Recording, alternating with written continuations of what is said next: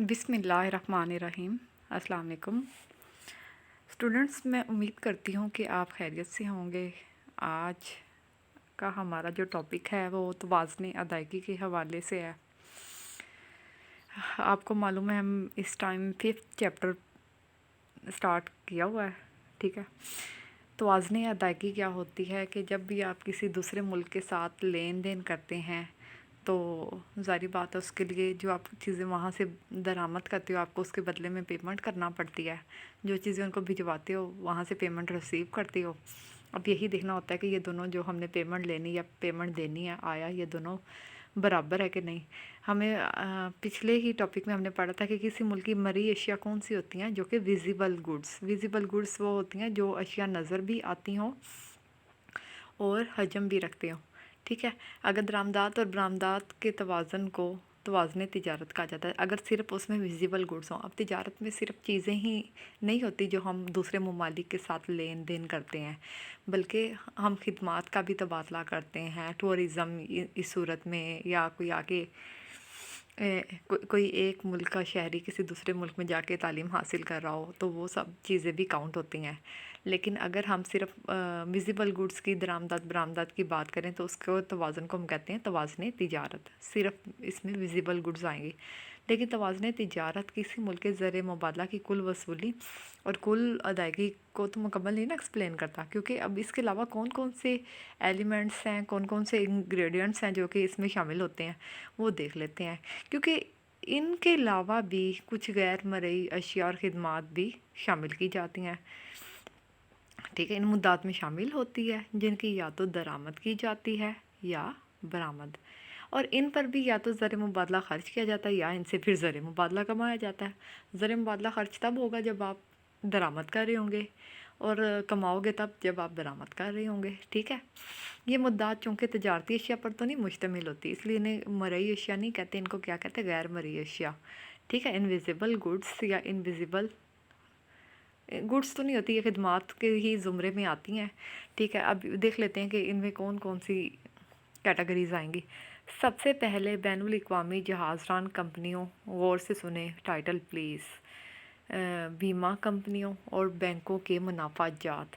अब अक्सर बैनुल अक़वामी तौर पे क्या होता है, तिजारत करने के लिए मुख्तलिफ़ ममालिक की जहाज़रान कंपनियां क्या करती हैं, काम करती हैं, जो कि मुल्क इन कंपनियों के ज़रिए दूसरे मुल्क से अशिया मंगवाता है और इन्हें ज़र मुबादला की सूरत में क्या करता है, अदायगी। ज़ाहिर बात है जहाँ से आप कोई भी चीज़ परचेज़ करोगे वहाँ पे अदायगी तो करनी है, ठीक है। इस तरह से ये इस मुल्क का क्या बन जाएगा, ख़र्च। इसके अगर बरक्स चले जाएं, जिस मुल्क की ये कंपनियाँ होती हैं इस मुल्क के ज़र मुबादला की ये कमाई का ज़रिया होती हैं, ठीक है। जैसे पाकिस्तान, उसकी डिफरेंट कंपनियाँ हैं, उसने समझे इंडिया में इधर उधर खोली हुई हैं, तो वो पाकिस्तान के लिए कमाई का ज़रिया बन जाएंगी। इस तरह मुख्तलिफ ममालिक के जो बैंक्स होते हैं या बीमा कंपनियाँ, वो भी ज़र मुबादला कमा कर क्या करती हैं, अपने मुल्क को भेजती हैं, जो कि इस मुल्क के लिए ज़र मुबादला की मिकदार में इजाफे का बाइस बनती हैं। अब यहाँ पे हम बात करते हैं मसलन पाकिस्तान में जो गैर मुल्की बैंक होगा या कोई भी बीमा कंपनी या तमीराती कंपनियां काम कर रही होंगी, वो क्या करेंगी, वो उस मुल्क में जहाँ भी वो लॉन्च होंगी वहाँ से ज़र मुबादला कमाएंगी और अपने मुल्क को भेज देंगी, ठीक है। अब सैरो सियाहत के अखराजात ये क्या होते हैं।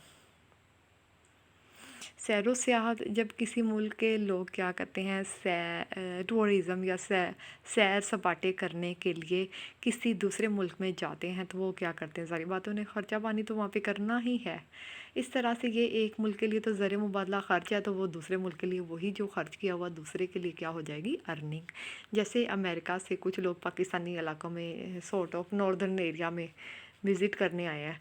अब क्या होगा, जो एक्सपेंडिचर वहाँ के शहरी पाकिस्तान में आके करेंगे वो उनके लिए तो ज़र मुबादला ख़र्च हो रहा होगा ना, जबकि पाकिस्तान के लिए वो ज़र मुबादला कमाया जा रहा होगा।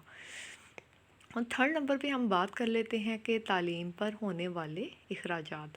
अब ये भी तो होता है किसी मुल्क के लोग हैं तालीम हासिल करने के लिए किसी दूसरे मुल्क में जाते हैं, तो डेफिनेटली वहाँ उसे फ़ीस वगैरह की सूरत में पेमेंट करनी होती है, तो ज़र मुबादला ख़र्च करना पड़ता है, जो कि दूसरे मुल्क के लिए ज़र मुबादला की कमाई का ज़रिया बन जाएगा, ठीक है।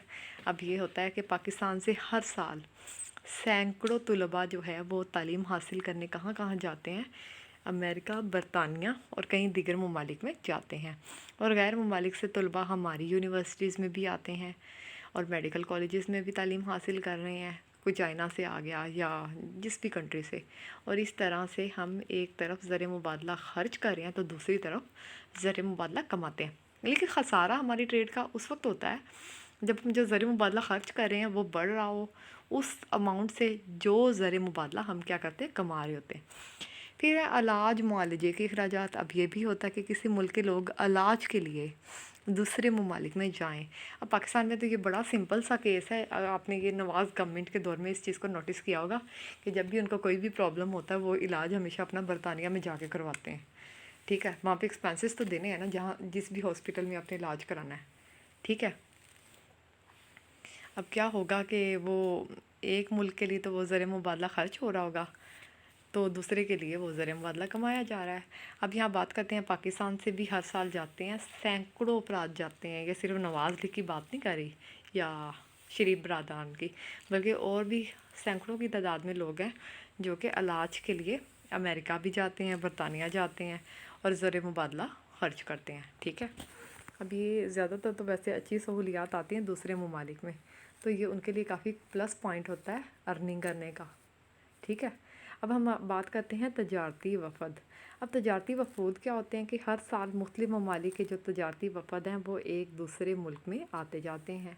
हम अक्सर सुनते हैं न्यूज़ में कि चाइना का वफ़द पाकिस्तान डेलीगेशन, जिसको इंग्लिश में कहते हैं, पाकिस्तान आया हुआ है, तो तजारत के हवाले से तबादला ख्याल किया, क्या लेना है क्या देना है। अक्सर अगर आप न्यूज़ सुनते हैं तो ये ख़बरें काफ़ी कॉमन है, लेकिन नहीं सुनते तो फिर नहीं कुछ किया जा सकता। ठीक है, तो अब यही है कि जब वफ़द आते हैं तो फिर सारी बात है उनको वेलकम करने के लिए भी हमें बहुत सारे अखराजात करना पड़ते हैं। अब अक्सर हमने सफारत खानों का नाम सुना होगा।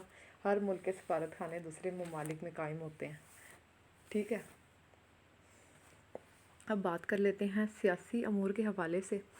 हर मुल्क ने दुनिया भर में अपने जो बनाए हुए हैं सफारत खाने, जो कि इस मुल्क के लिए क्या है, ज़र मुबादला का खर्च का सबब बनते हैं ना। जहाँ पे आप अपना इदारा इस्टेब्लिश करोगे वहाँ पे क्या होगा, उससे खर्चे होंगे। इस तरह हर मुल्क में दुनिया के तमाम ममालिक के सफारत खाने होते हैं जैसे जो इस मुल्क के लिए ज़र मुबादला कमाते हैं। ठीक है, अब जैसे है पाकिस्तान ने दुनिया भर में अपने सफारत खाने बनाए हुए हैं। ठीक है, जो कि हमारा ख़र्चा, इस तरह दुनिया भर के ममालिक ने भी हमारे पाकिस्तान के अंदर बनाया, वो हमारी कमाई का ज़रिया बनेंगे। समझ आ गई है बात की। इस तरह मुख्तलिफ़ ममालिक के जो हैं सियासी वफ़द हैं या सरबराहान ममलिकत या वज़ीर ख़ारजा या वज़ीर आज़म, ये जो अरकान असम्बली वगैरह गैर ममालिक का जब भी दौरा करते रहते हैं तो ज़ाहिर बात है कि ज़र मुबादला ख़र्च करना पड़ता है, जबकि दूसरे के लिए वो अर्निंग पॉइंट होता है। ठीक हो गया, यहाँ तक बात क्लियर होगी। अब हम बात करने जा रहे हैं गैर मुल्की कर्ज़े। अब सारी बात है किसी मुल्क ने गैर मुल्क से कर्ज़े लिए हों तो वो भी तो सारी बात है जब उसको पे बैक करना है तो इस सेंस में आपको ज़र मुबादला की शक्ल में अदा करना होता है, जो कि इस मुल्क का ख़र्च हो रहा है, जबकि दिए गए कर्ज़ों के सूद की वसूली उनकी कमाई होगी। ठीक है ना, जैसे पाकिस्तान है वो हर वक्त ही हम कर्ज़ों के बोझ तले हैं, हम पता नहीं कितना अमाउंट हर वक्त IMF से कर्ज़ा ले रहे होते हैं। ठीक है, तो ये पाकिस्तान के लिए ख़र्चा है और दूसरे मुल्क के लिए अर्निंग है, क्योंकि जब हम ये कर्ज़ा वापस करेंगे तो हम इसके ऊपर काफ़ी ज़्यादा शरह से सूद भी अदा कर रहे होंगे। ठीक है, फिर गैर मुल्की इमदाद। अब ये तो और थोड़ी डिफरेंट कैटेगरी है। किसी मुल्क को गैर मुल्की मदद मिल जाए तो वो इसके लिए कमाई है ना, क्योंकि मदद में तो आपने बदला नहीं ना उतारना। ठीक है, वो तो कर्ज़े में अदा करते हैं। ठीक है, फिर हम बात करते हैं अफरादी क़ुव्वत की गैर मुल्की तरसीलात।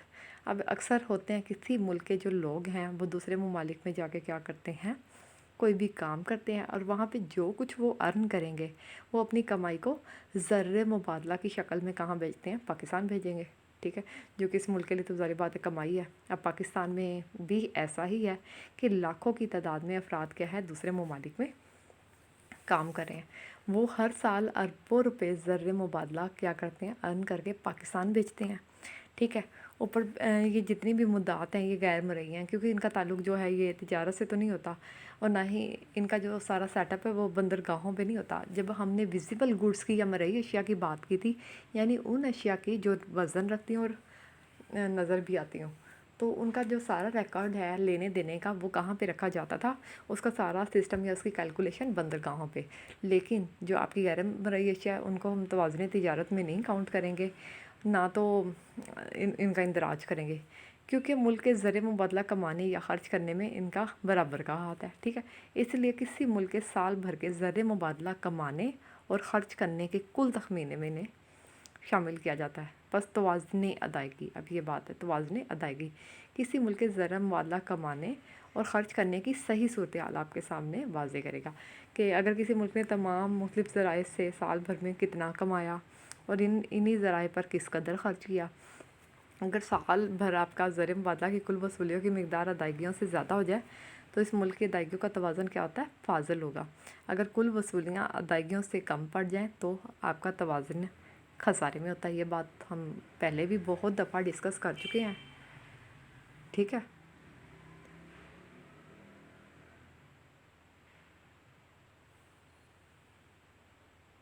ठीक हो गया। तो अब हम बात करते हैं डिल्बर्ट स्नाइडर तवाज़ुन अदायगी की तारीफ़ इस तरह करते हैं। आप देखते हैं कि हर माशरदान ने इसको डिफरेंट अंदाज में एक्सप्लेन किया है। तवाज़ुन अदायगी से मुराद है अशिया और खिदमात के तमाम मुबादलात और इंतकालात की कदरे ज़र और कर्ज़े या मलकियत का मजमूआ, जो भी आपने इधर उधर मुंतकिल किया, जिनकी बाशिंदों, कारोबारी लोग, हकूमत और मुल्क के दिगर इदारों और बाकी दुनिया के दरमियान एक मुद्दत के लिए मुनासिब तौर पर, यानी ये सारा जो हमने ऊपर पढ़ा उसको अगर मुख्तसर कर दें तो ये अल्फाज आप इस्तेमाल कर सकते हैं। और कंडल बर्गर क्या लिखते हैं कि अदायगियों का तवाज़ुन से मुराद माशी लेन देन, माशी जो भी आपने किसी भी मुल्क से कोई चीज़ ख़रीदी है या बेची है उसका क्या होता है, एक बाकायदा रिकॉर्ड है जो किसी एक मुल्क के बाशिंदे दिगर ममालिक गैर ममालिक से ही करना है ना, लोगों ने अपने मुल्क के लोगों ने किसी दूसरे मुल्क के लोगों से करना है। अब जो मीड है, बरतानवी माशरदान मीड, वो अपनी किताब उन्होंने एक लिखी हुई है तवाज़ुन तिजारत में वो किस तरह से एक्सप्लेन करते हैं। वो कहते हैं कि तवाज़ुन तिजारत में वो कहते हैं मरी और गैर मरी दोनों अशिया को तवाज़ुन तिजारत में शामिल किया। हर एक माशरदान का अपना व्यू है, हर किसी ने इस चीज़ को अपने हिसाब से क्या करना है, इंटरप्रेट करना है, ठीक है। तो क्लियर हो गया। अब हम आगे चलते हैं, ठीक है। इसलिए वो इन्हें क्या कहते हैं, ट्रेड आइटम्स, यानी ट्रेड आइटम करार देता है। इसके अलावा दूसरे ममालिक से जो कर्ज़े या अतियात वसूल किए जाते हैं या फिर इन्हें दिए जाते हैं वो इन्हें इंतकाली मुद्दात करार देता है। इंतकाली अदायगियों से आपको याद आया होगा, जब आपने फर्स्ट चैप्टर पढ़ा होगा हमने इंतकाली अदायगियों की बात की थी, यानी ट्रांसफ़र पेमेंट्स वो होती हैं जो आपको बग़ैर किसी सरगर्मी के किए आपको हासिल हो जाती हैं, ठीक है। मीड के मुताबिक तवाज़ुन अदायगी का दारोमदार किस पे होता है, तजारती मुद्दात पे होता है।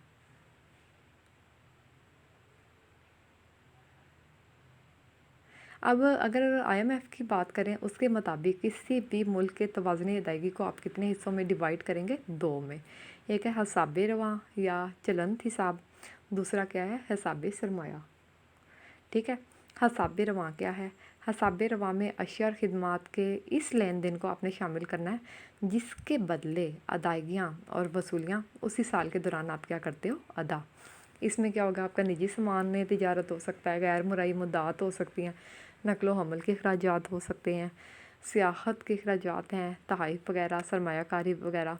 इसके अलावा इवन के सामान जंग की भी ख़रीदो फ़रोख्त और सरकारी इमदाद ग्रांट भी इसी के अंदर शामिल होती है, ठीक है।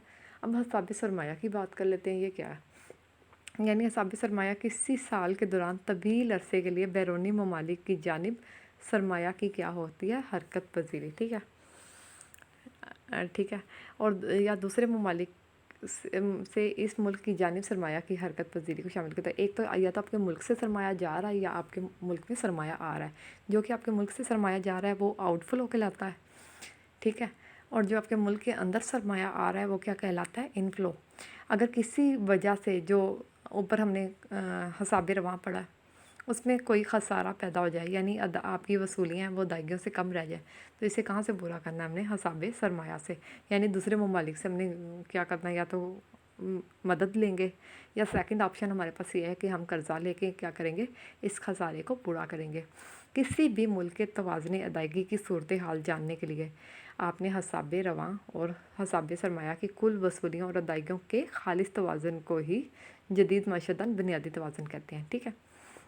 اگر ان دونوں حسابات کی کل وصولیاں ادائیگیوں سے زیادہ ہوں گی تو ظاہری بات ہے، انڈرسٹوڈ ہے، تو ادائیگیوں کا توازن کیا ہوگا؟ پلس ہوگا، یعنی کہ پازل، ادروائز یہ خسارے میں رہے گا۔ لیکن بعض معیشت دان کیا کہتے ہیں، انہیں مدات کو منزل صورتوں میں بھی ایکسپلین کر رہے ہیں۔ وہ کیا کہتے ہیں؟